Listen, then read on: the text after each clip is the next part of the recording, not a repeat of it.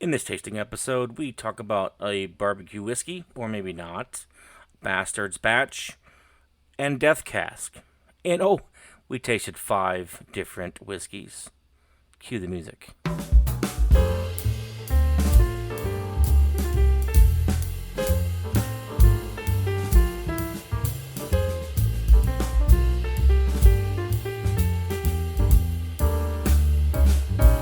Welcome, bourbon aficionados, enthusiasts, and curious sippers alike, to Sip Wiselee, a podcast brought to you by the St. Charles Bourbon Society.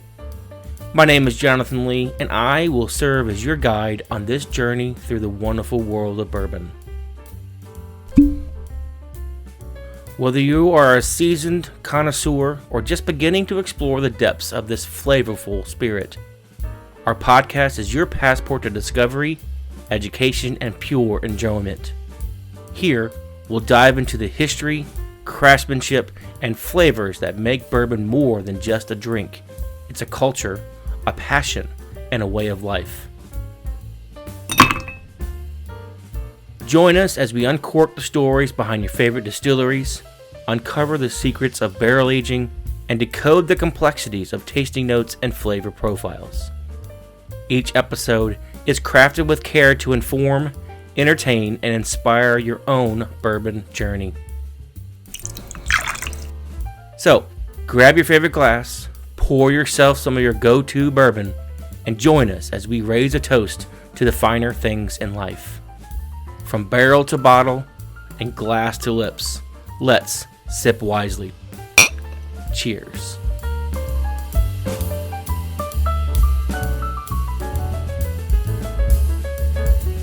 Welcome everybody into another tasting episode for the Sip Wiselee Podcast. My name is Jonathan Lee, and I will be your guide on this journey of learning more about whiskey and bourbon and celebrating the amazing distilleries that are around us. This one is close to home. We're based out of St. Charles, Missouri, and Nobletons is in Union, Missouri, so it's about, depending on where you are within the county of St. Charles, can anywhere be from 5 minutes, or it could be an hour. It's almost an hour for me, but it was a well worthwhile trip, and sat down with Demetrius Cain. Hopefully you listened to that first episode that came out on the first of the month. This episode was delayed just a little bit because we were waiting for a particular bottle that we tried to hit the market at one of our business members. So that's why it's a little bit tardy. We're always on the 15th of the month. So we waited just a little bit to make sure or try to ensure that that bottle was available. So I don't believe it's not yet, but it will be very soon.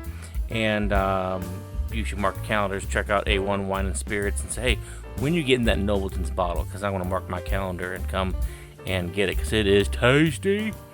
So yeah, we sat down and we got to try 5 different bottles. I may be sipping on one of the bottles right now that I went out and picked up out at Grillo's Chop and Barrel. And so we tried the Planters Blue Label. You can go get that at the store, 100 proof. It's delicious. Definitely should be one of your bottles on your rack there. And then we tried 4 different single barrels that he has out there. Some of them are available, some are not. Some are actually all are available out at the distillery itself. So if you make your way out there, you may want to ask for these.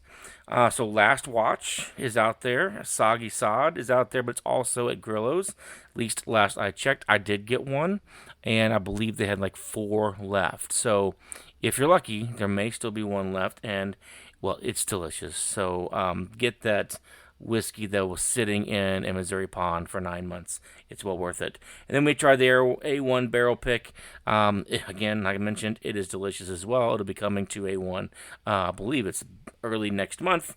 And then we tried one that's called Honey Rolls, which was a surpriser and a delicious surprise on that. So great time. And then all along the way, just the stories that Demetrius has, it's just amazing. I mean, they're great history. They usually are pretty darn funny.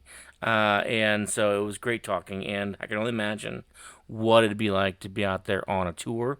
So if you have not been out to Nobletons Distillery, Wednesday through Saturday, go check them out. A lot of great bottles behind the bar there to try, and well worth your time and experience, I guarantee it. So let's get into the episode because, there's a lot going on. Check out the show notes, share with your friends. Other big news to hit between that last episode and this episode. The St. Charles Bourbon Society now has memberships available. That's pretty exciting news. Available on our website. Check it out. It comes with an activity card. Those activity cards will give you discounts at 9 different St. Charles County businesses.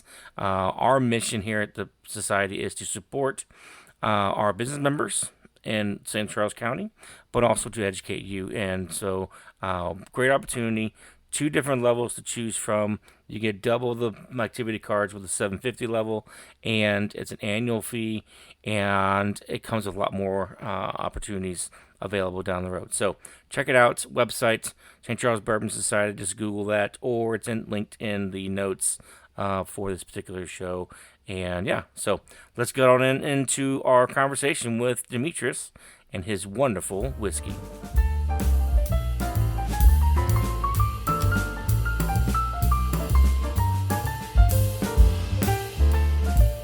Today's episode is proudly brought to you by A1 Wine and Spirits on Mexico Road in St. Peters, Missouri, your ultimate bourbon destination. Explore their exclusive single barrels, handpicked for unparalleled flavor. They also offer bourbon education classes where you'll unlock the secrets of this beloved spirit. But wait, there's more. With their exclusive reward system, you can gain access to premier allocated bottles, ensuring you never miss out on the finest selections. While we're on the topic of bourbon, let's not forget about their incredible selection of wines and other spirits, including rum, tequila, and vodka. So whether you're in the mood for a classic bourbon or something a little different, A1 Wine and Spirits on Mexico Road in St. Peters, Missouri has you covered. That's A1 Wine and Spirits on Mexico Road in St. Peters, Missouri, where the selection is vast and prices are great, allowing you to sip wisely.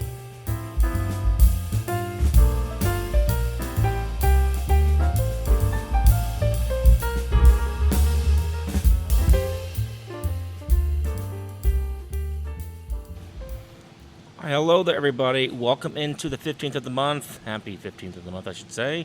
It is a tasting episode. It's a chance for you, because I know you only drink once a month on the 15th of the month. It's a chance for you to try some bourbon. Hopefully you've listened to the first episode and you went out to your local store, preferably A1 Wine and Spirits on Mexico Road, to pick up some of these amazing products from Nobletons. If you haven't done so, you can hit pause and head on over there now and grab some. But we're sitting here again with Demetrius Cain, master distiller, in his awesome facility. If you have not been down here, you should definitely come down here. We're going to taste his product. So thank you very much for having me and being willing to share your product with me and our audience. Absolutely. Appreciate you coming out. Yeah. So let's get right on into it. What are we going to taste first? And tell us a little bit about the mash bill and that kind of stuff. Yeah. So the first one that we're going to kind of jump into here, I think most people are familiar. It's probably our most popular product that has come on the market. It's our Planters Blue Label. So it's our Planters Ozark Highland 100 Proof. Most everybody that follows us knows the mash bill, but for those who don't, it's a 51 sweet corn, 22 wheat, 22 rye, 5% malted barley. It's a 4 grain. It is because it has 51 corn, it would categorize as bourbon, but on the label it does just say whiskey. We were chatting on that just before. So it drinks like a bourbon, acts like a bourbon. We just call it whiskey because it was the first flagship of the Ozark Highland legislation that passed here in Missouri, so we kept it as a whiskey. So this is the first product we're going to be trying today. A little bit of history on this one. Because I know the last episode we covered all the history, but we weren't drinking, so anybody that knows us knows that the history is found in our bottles. So this mash bill was created by A.L. Duckett, who's my great-grandfather, born in the 1800s. Died in the 2000s, died at 106, fought in World War I. Just an absolute crazy man. But this is one of his favorite mash bills, and the reason why this is our flagship was, to me, it's a quintessential American whiskey. It's a perfect balance of flavor and texture, nice solid finish, rich notes through the midsection, and then just a soft, buttery, smooth finish. Nice. It's got a great nose to it. Mm-hmm. I don't know how to explain that other than it has a good nose to it. So one of the things that I always tell people is, I'm like, it's American bourbon, it is 100 proof, so don't stick your nose in the glass, or you're going to burn your burn your aroma. So kind of, you're going to want to, like, just lightly above it, kind of agitate a little bit, spin it around in the glass. You can be snooty, it's fine. Just drink alone. I find that if you want to look that way, drink alone. But you just kind of put your nose in there, like just over the rim, and you just lightly inhale, not like a deep inhale, but a light inhale. And you're going to get that's when you're going to find those aromas that you're looking for in American whiskey, specifically higher proof American whiskeys. Yeah. So on the taste, definitely tingles the whole tongue, which what I learned last month is a great thing. Dark caramel, warm spices. I'm not sure about delicate vanilla, but I may be cheating. It's on the side of the bottle. I'm not sure about dark caramel. I definitely taste some caramel. So if you let it linger for a second, when we talk about dark caramel, it's going to be the so when I talk, so people, if you read it on the side of our bottles, you're going to get a difference between dark, light, and I talk about dark caramel, light caramel, or soft caramel. Okay. And what I mean by those three, just as an educational stance, is dark caramel is going to have hints of chocolate and cocoa in it. Light caramel is going to have buttery and fragrant vanilla in the nose. Okay. So it's something where it's like, that's how I feel. Is it's like the darker you, little bit of background. My grandmother owned a candy shop in Central Oregon, and we would make caramel, and so she always taught. These are her notes. She's like, if you've gone too dark, these are the aromas you're going to get, and it's just before it burns. And then typically it was like, now it's burnt. It's like, she'd be like, well, that's the smell of too dark of caramel. And then now it's burnt. And you're like, thanks, Grandma. Like 20 minutes ago would have been nice. Nice. But yeah, so that's what we mean when people read that on the side of the bottles. I recently just got back from Branson and took my kids to the College of the Ozarks to get some ice cream, and they sell and make caramels there. And so that's kind of what came to my mind. I was like, okay, so dark part, what that is. So I'm glad you explained that. Trying to be funny, but got some serious behind it. That's all right. So, no, but no, it's good to know that's the differences between that. Because it definitely helps. And I liked, before we came on, we talked about, we have these tasting notes on the bottle, and I'm kind of getting better at tasting things. But you said it's not necessarily about what you taste. It's about, is it good? Is it good? And so we put the tasting notes on there because we were asked to do it. Which is why if you look at most of our bottles, there are no mash bills. Even though we've been asked to do it, we are just now starting to do it. Because I'm one that I hate pre-imposing an opinion or a view onto things before you know it. I grew up with a very older generation. I always remember my grandfather saying, "Don't judge a book by its cover." You don't know the quality or the measure of a man until you've actually get to know somebody before you judge them. Mm-hmm. And that's what I feel like with whiskey is I hate when a mash bill's on there because you're sit there and read it and be like, I don't like rye whiskey, or I don't like high rye bourbons. And I see it every single weekend. People come out. It's like anybody that's come out for a tour. I have snuck so many 100% rye whiskeys into tastings. Somebody's like, I hate rye whiskey. And I'm like, great. And then by the end of it, they're like saying, this is the best whiskey. And I'm like, that's 100% rye. And that's because you don't like rye? Yeah, it's like you just haven't had the right one yet. Yeah. And I think that it's important to remember, especially with whiskey, is that just because you don't love it or just because you don't like it, it might not be your flavor doesn't mean it's a bad whiskey. It just might be not your flavor. Yeah. And learning, like going through those and finding those ones you really love is what I shoot for. It's like find a whiskey that you love, and then enjoy it. Yeah. Spend copious amounts of time sitting around fires with friends, drinking that whiskey you love. I bet. So my memory serves me. I'm trying to think back. don't know if I've had a whiskey that's had even parts wheat and rye. I don't know of any others. Yeah, and I think that gives it some great flavor there. Yeah, we're.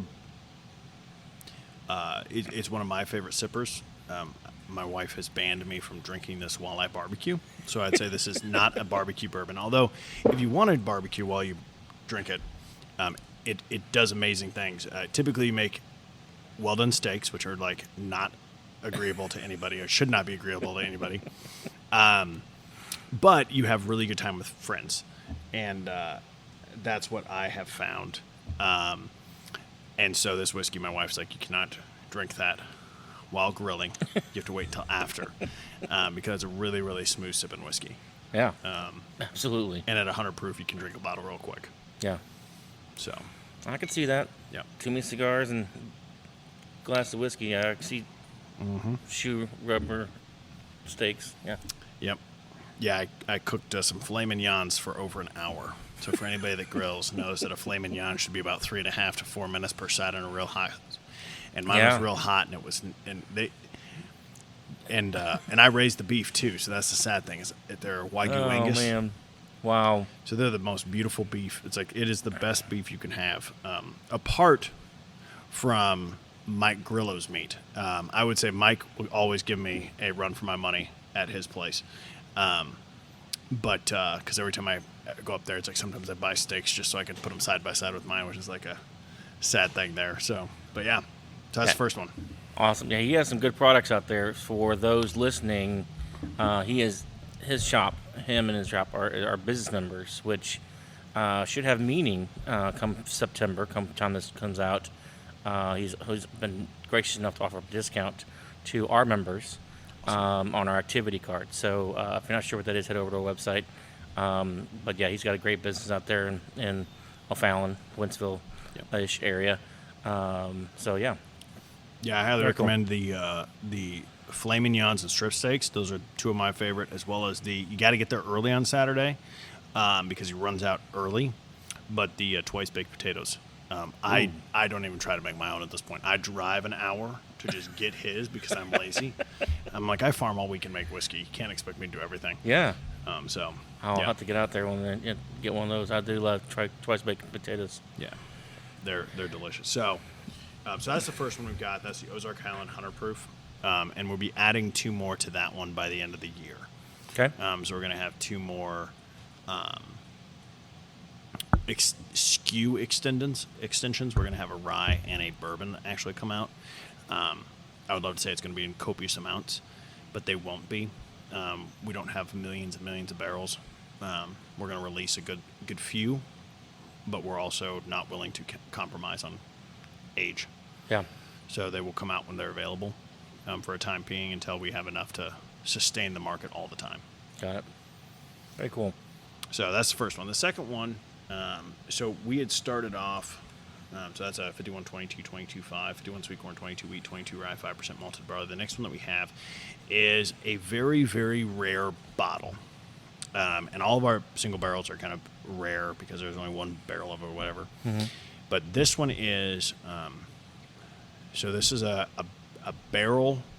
The mash bill for this barrel is considered what we call in the family is a bastard's batch. So it's somebody that one of our distilleries that was disowned. There's about 7 distilleries that have been disowned. Okay. In their 10 years being a distiller, meaning that the family didn't feel like they were keeping up to their part of the business. And so if the family, it's kind of like an old tradition in the family, is that like the elders in the family, if they believe that the distiller is not doing their job, then they can revoke them of their distillership and take it back into the family, and they will give somebody else the honor. And so this is one of them that is not an official mash bill, but it was back in the 1800s, and then it was taken back. This is a 51 sweet corn, 45 wheat. Okay. Nice. 4% malted barley. So it's a little bit odd. So this is one that we will never publish because I've been told that when I was growing up, I was told we can never distill these. But when I became the distiller, I distilled them because I think that they're important to distill. Okay. So this was one that was released last year. This barrel name on this one was Last Watch. So anybody out there that collects, that knows of this barrel, there's a little bit of history there too. So, And so it's rare. So I mean, you can't actually purchase it now. yeah, they're dead. So this one's a dead barrel. Okay. So it was sold last fall. We only usually get a maximum of about 180 bottles that go to retail. The rest of the bottles, as most people know, go into my collection. I'm a selfish person, and I love my own whiskey, so I keep a fair amount of my own. That's good. But our barrels also don't produce a ton. So we have some barrels that'll produce up to around 190, sometimes 200, but most of our barrels are 180 to 156. So you see barrels between 156 and 180. Okay. So there aren't a lot of bottles anyway. Yeah. So, yeah. Nice. I mean, if I distilled my own, I'd be keeping quite a bit of it too. But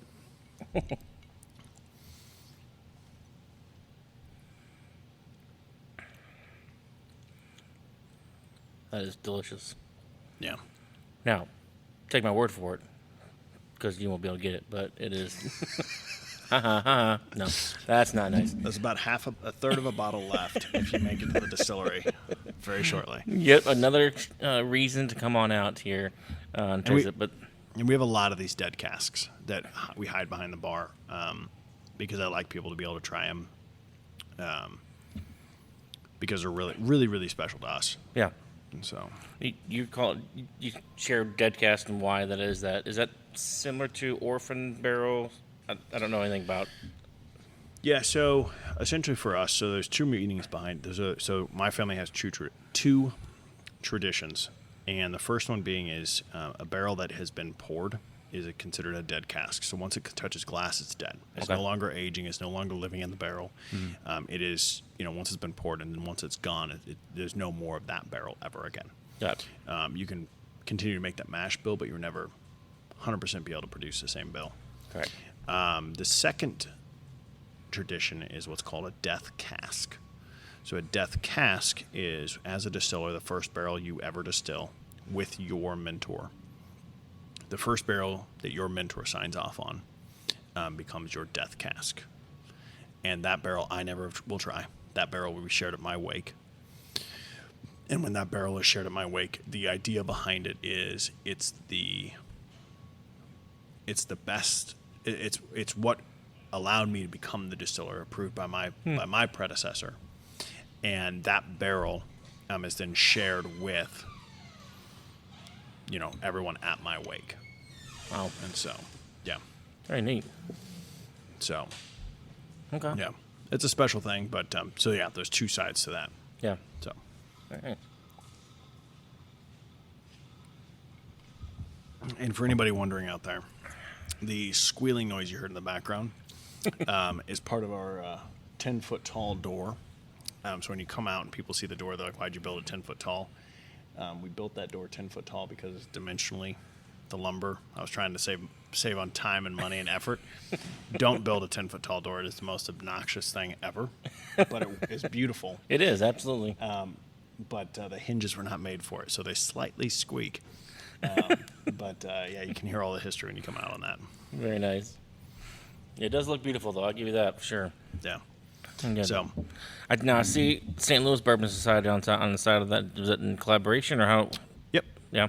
Yep. So St. Louis Bourbon Society, they've done a few picks with us. Right now we have one available on our online. By the time this airs, we may still have a few available.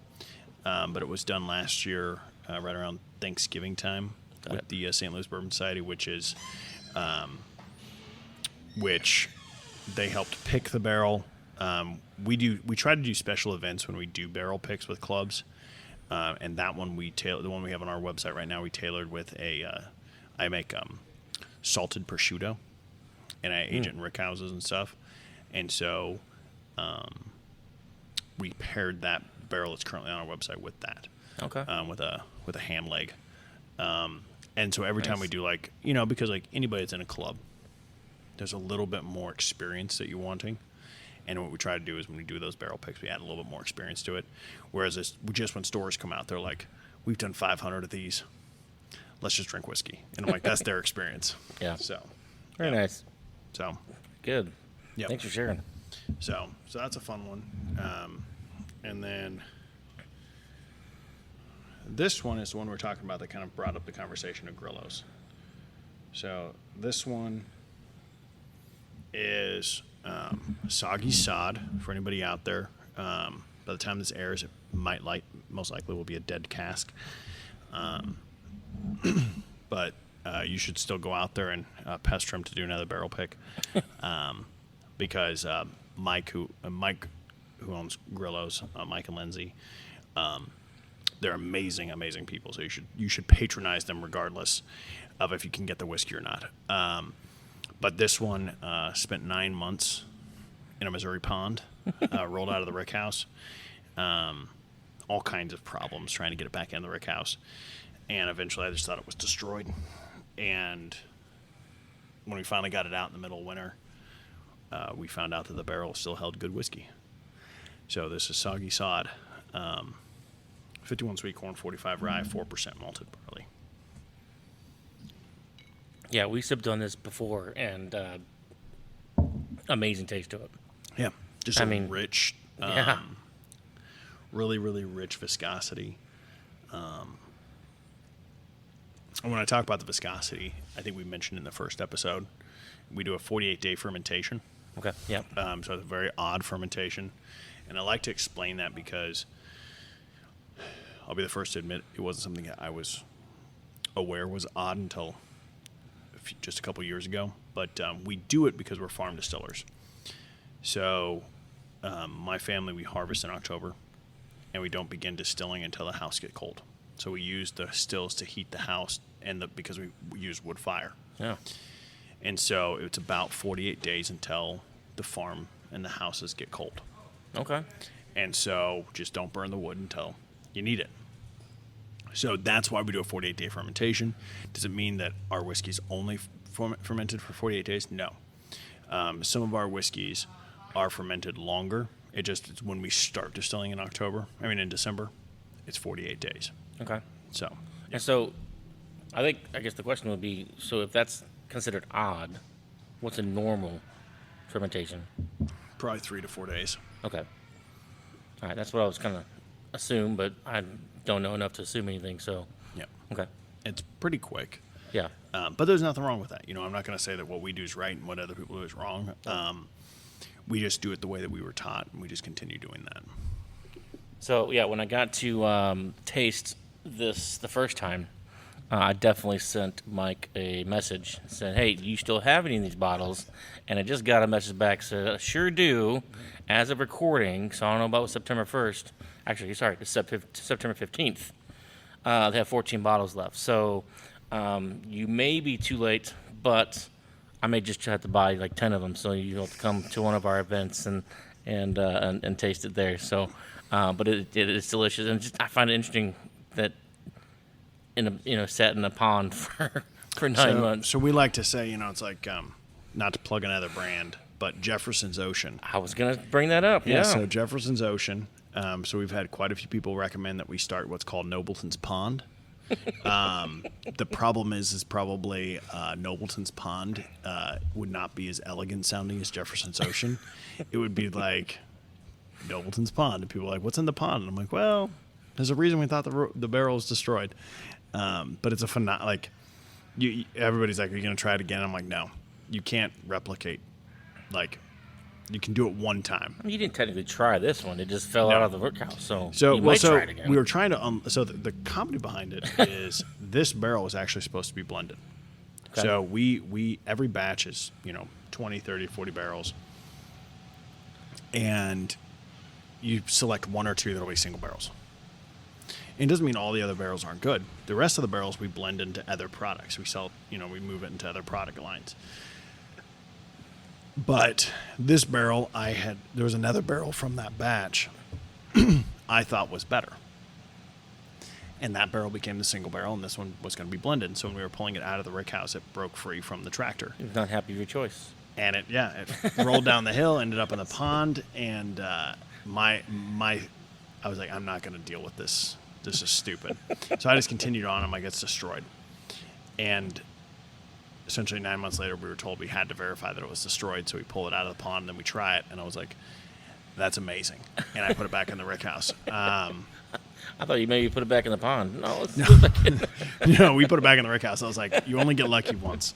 And that's how pretty luck neat. has it. Yeah, I was going to bring up Jefferson Oceans because, they obviously their thing is they put it on a ship and sail around the world and that kind of thing. And I've also heard that there's now, I can't remember the name of the product, but actually being aged on barges.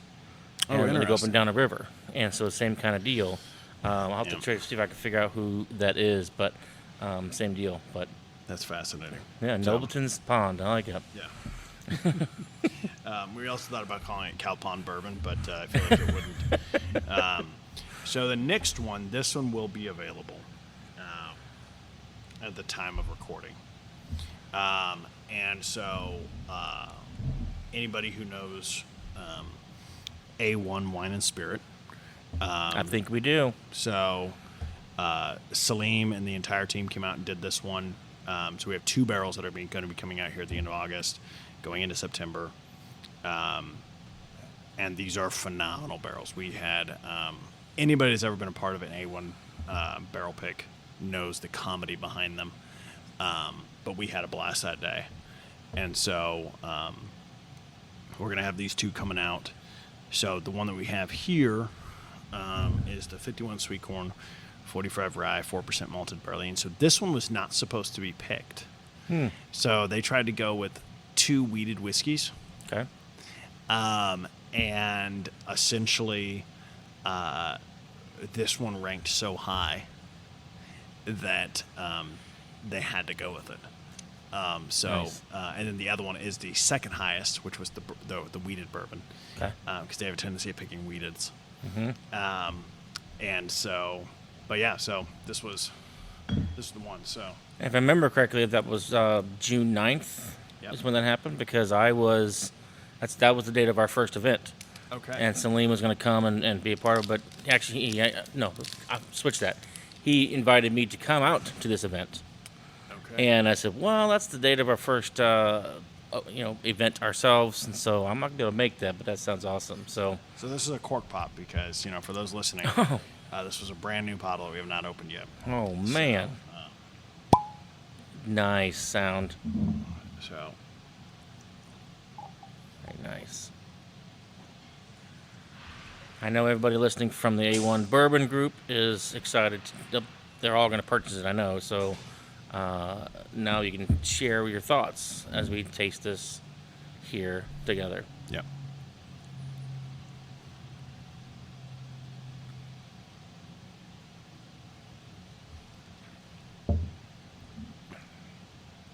Ooh, wow. Yeah. That's got some spice to it, but it's not like a burn spice. It's got a... I wish I could put a word to it. That's good. Let's see if maybe it's the toffee? Yep. It's not the tobacco, and it's a dried fruit. So there's a little bit of like fig or cherry on the back end. Yeah. But it's not like fresh fruit. It's like that dried is what I'd call it. It has what I would say is like a mid-palate caramel. So it's not the caramel on the front of the palate like normal with wheats. It's going to be like that like savory sweetness of caramel. And then it has a really, really rich salinity on the back of the tongue. Now, savory caramel is not one of the 3 you mentioned earlier. I didn't, which is why I didn't put savory caramel, because I don't want to get too many people confused. But when it just says caramel, that's what I mean. So Got it. The secret page of coming out and drinking whiskey with Demetrius is that I add things sometimes. Got it.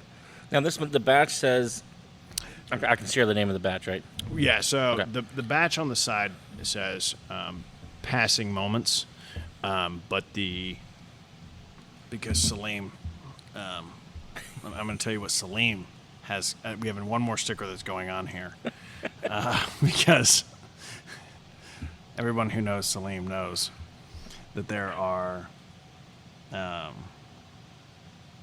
and so this one will be called Authentico Batch 2. Okay.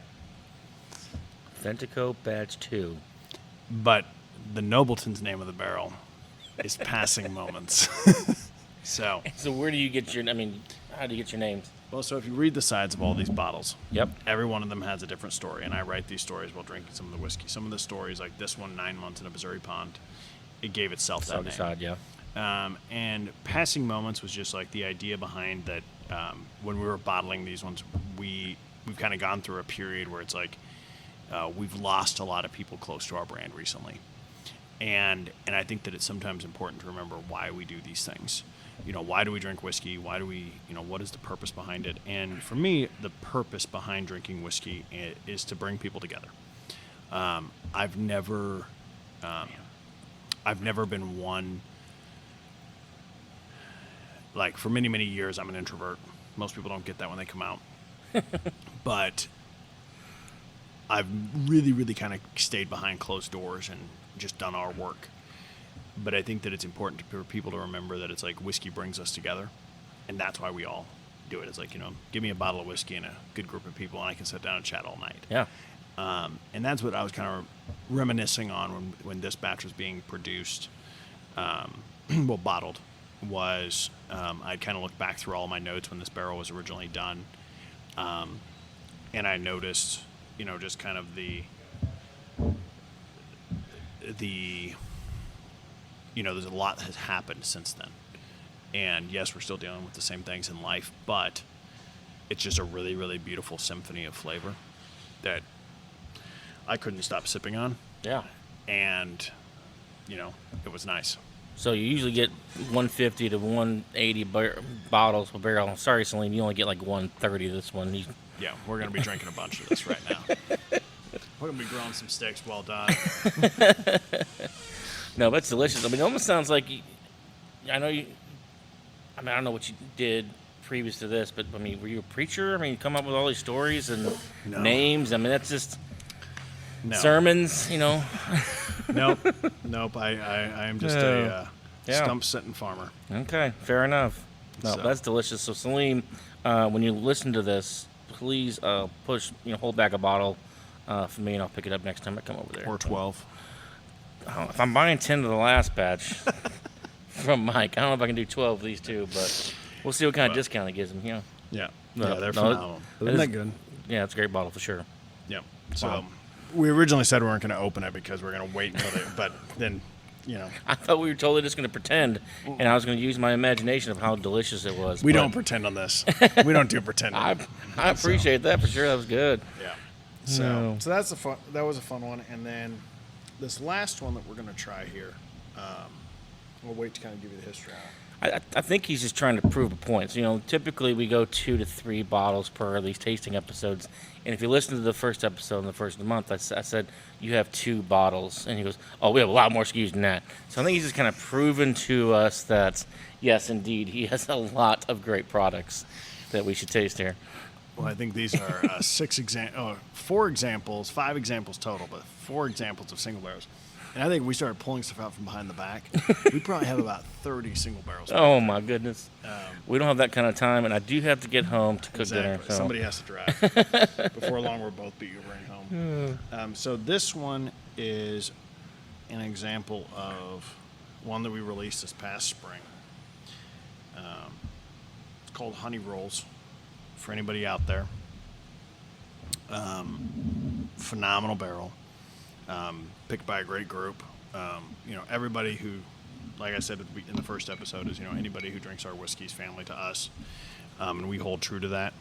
And anybody that picks up a bottle, shares a bottle, like you are family to us out here at Nobletons. And so this is just a really, really this kind of one we like to finish off on because it's a big surprise for a lot of people. But yeah, let's try it and then I'll tell you more about it. Okay.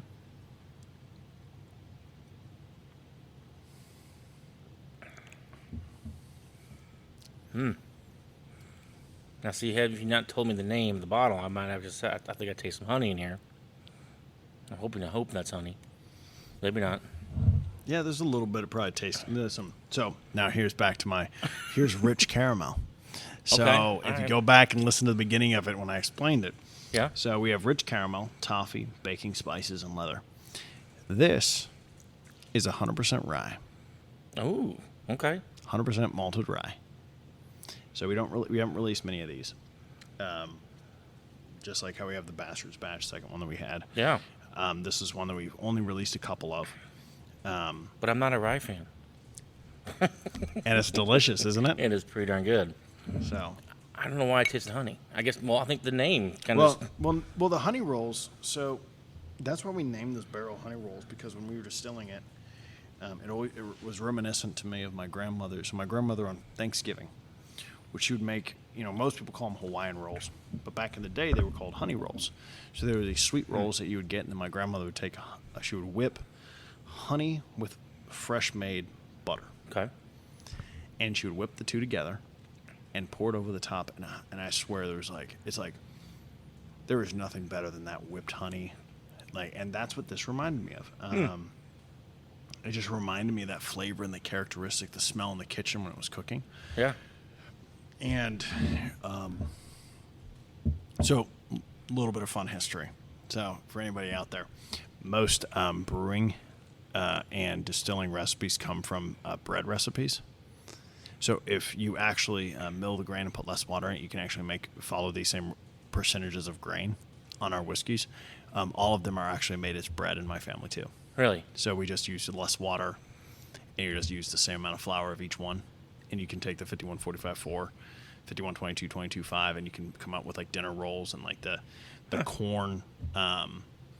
You can make it's interesting. Like my family makes like chowders out of them. And it's weird, but it makes sense though. I mean, you think about just a lot of tasting that you all hear a lot of baking spices, and I mean that's where that's all coming from. That's pretty cool. So I don't tell you that was 100% rye, because just in case you didn't like rye. A little trickery there. Yeah. No, I mean I'm not a big rye fan, but with that being said, I've had more ryes over time, and what's very interesting is that you would think 95, 100% rye, it would really kind of taste the same. Yep. The mash bill's the same. There's a big difference. But it's a huge difference. From 95 to 5. And so 95.5 is a really, really popular MGP. So anybody that knows Midwest Grain Producers, they produce a 95.5. And it's a good product. I wouldn't, it's a good product. But there's a big difference between 100% rye and 95% rye. And the fermentation is really difficult. So this is not one of our official mash bills. It's one that it's not like I develop it. It's just 100% rye. But it's very hard to ferment. It gets very gummy during fermentation and milling process. You mill the grain, then you add the water to it. It's like if you don't get the water right, it gums up really bad. And then everything is a pain from them forward. I bet. And that's where we malt it. So, yeah. Okay. Yeah, I mean, that's delicious. Yeah, it's a really good product. But, I don't know if I don't think any of those are available either. I think that's a dead barrel. Okay. But yeah, so. Come on out. Yep. Just saying, a couple bottles here that you cannot try anywhere else, so better hurry, because these are looking pretty empty. Yep. And it's not quite 5 o'clock here, so they may be gone. So, but yeah. Awesome. So, those are fun ones. Absolutely fun. And, I mean, the variability between all of those is amazing. I mean, they all have very distinct tastes. They're not the same. They're delicious. So, great. Anything you want to mention before we close this up? No, I think, one of the biggest things, just, I always like to invite everybody out, come out, have fun. We have Pizza Kitchen. We have cocktails, whiskey by the bottle. You can also come out and do a whiskey sampling straight from the cask. So, if you want to try some of these. We recently launched a cask club on our website, which also offers discounts to the, 2 tastings and all this stuff, but it also allows you to become a steward over time. So as you try through all 9 mash bills, you kind of earn a Nobleton stewardship. So it's kind of a fun thing to be able to come out once a month and collect another mash bill. Yeah. And it also just kind of gets you to learn more about the history and the stuff behind our spirits. So, but yeah, other than that, I think it's been a fun time. I appreciate it. Yeah, absolutely. I think you mentioned in the last episode, tours currently are Friday, Saturday, but when this comes out on the 15th, you will be expanding to Wednesday through Saturday? Yeah, Wednesday through Saturday. So Wednesday through Friday, we're just have like a tasting, like inside the tasting room, so tastings, pizza kitchen, all that stuff. Saturdays we're retaining primarily just for tours. If we're slow enough and I'm here, I'll do tours on the other days. But primarily Saturdays are big tour day. Okay. So. Very nice. Yeah, definitely worth coming out here for sure. Got some merch sitting over here in the corner. Beautiful space. You can get a little peek into the windows into their whole process in there. So definitely worth coming to check out. Demetrius, I am very appreciative of your time. What was supposed to be like a 45-minute, an hour length of time, we have expanded, and I'm very grateful for you to open up your time in your shop here for us and for Absolutely. our little show here. So Absolutely. be sure to check out A1 Wine and Spirits, Grillo's Chop House over there in O'Fallon as well. Get some of these products, be part of the family, and enjoy them. Just like Demetrius is saying. Thank you, sir. Yep. Thank you.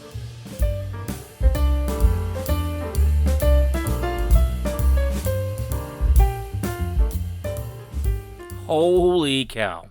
I hope that sounded half as much fun as it was, because then this will be a successful episode. That was a lot of fun to be out there.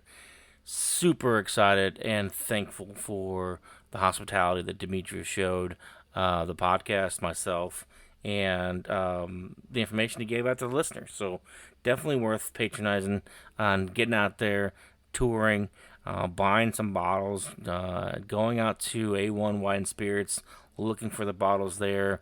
Head over to Grillo's Chop and Barrel, check out those bottles there. They're all delicious. Such great flavor, and they're all so different, which is amazing. The rye was amazing. Honey rolls.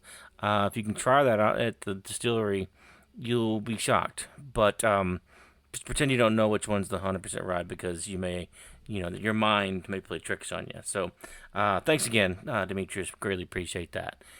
So as we mentioned before the episode started, yes, we have memberships for St. Charles Bourbon Society. There's two levels, 375 level and the 750 level, like the small bottle and the bigger bottle. Not the biggest bottle, but your typical 750 milliliter and the 375 milliliter.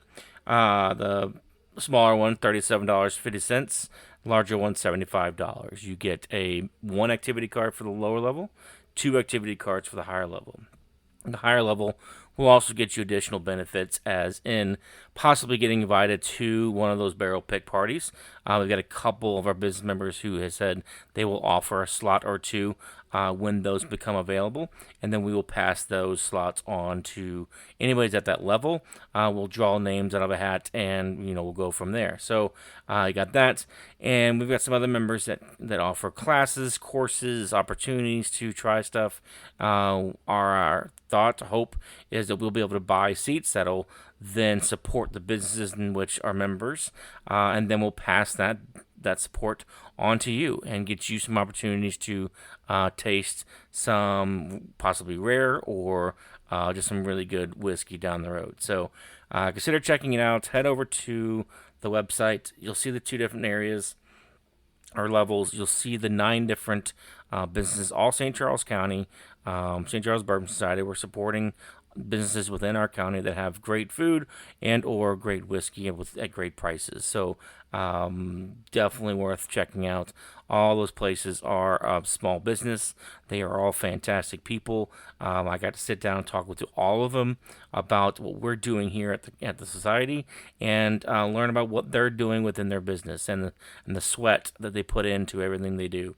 So it's definitely worth patronizing, going to their stores, going to their restaurants, and supporting them, because it's not easy. So check them out. Check out the activity card. Save a little dough on every time you visit those places. So when you visit those places, you can save them because it's a punch card. So check it out. Website. Appreciate it. Until the next episode, remember, sip wisely.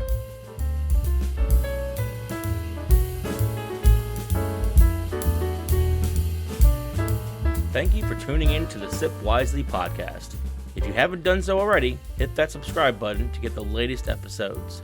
Don't forget to visit our website at stcharlesbourbonsociety.com for the show notes. We'd love to hear your thoughts, so please share them on social media. Follow us on all platforms by searching for St. Charles Bourbon Society. Our goal is to equip you with the knowledge to sip wisely. Cheers.